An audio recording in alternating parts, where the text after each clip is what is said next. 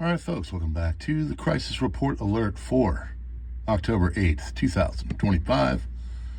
We are brought to you by Augusta Precious Metals. We'll have more of that at the end of this broadcast. We appreciate you being here. If you could hit the like button, subscribe, share, do all those things.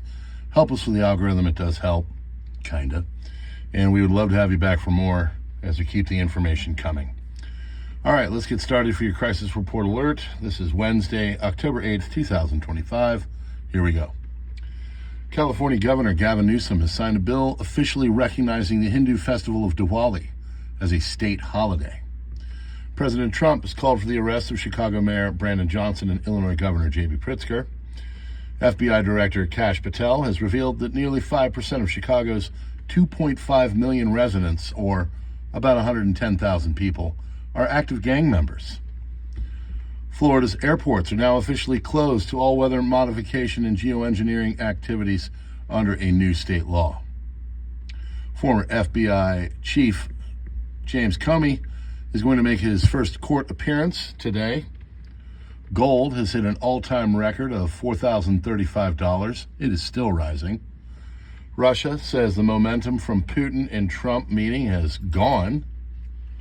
California governor signs a bill to declare the Hindu festival of Diwali. India's top refiner, state-controlled Indian Oil Corp, recently made payments in Chinese currency yuan for 2 to 3 cargoes of Russian oil. People familiar with the Indian company's Russian oil purchases said, according to Reuters. France's Le Pen has vowed to block any government and urges polls, like election. Indonesia has found traces of radioactivity in 22 facilities in an industrial zone near the capital. Person has been arrested in connection with the deadly Palisades fire in California, according to NBC.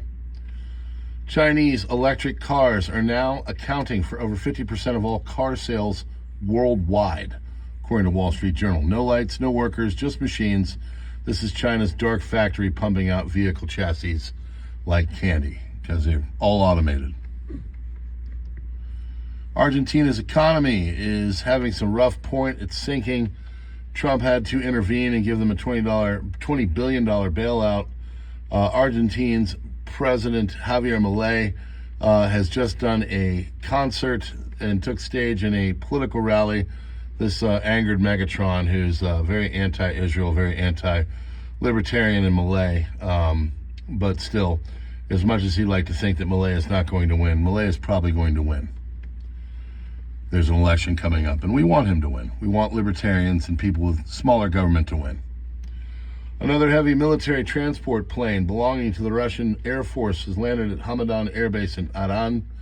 Russian transport plane took off from Irkutsk. It's likely to deliver additional Yak-130 training aircraft, deliveries of Su-35 aircraft scheduled to begin in 2026. Update from Herdecke, Germany mayoral assault. The mayor, who is no longer in critical condition, has changed her statement and identified her adopted daughter, 17, as the perpetrator. As the police have just announced a press conference, the daughter was released despite the bloody crime because of her age. European Parliament has voted in favor of banning words like burger, schnitzel, and sausage to market plant-based veggie counterparts. Ukraine has targeted over 40% of Russia's refineries in the past 2 months. Ukrainian drones targeted an oil refinery at the Tyumen region of western Siberia, marking Ukraine's furthest attack to date. Russia's Ministry of Defense has not commented on the incident. Gaza situation update. 2 years ago, yesterday, Hamas launched its Operation Al-Aqsa Flood. Since then, Israeli military has waged war on them.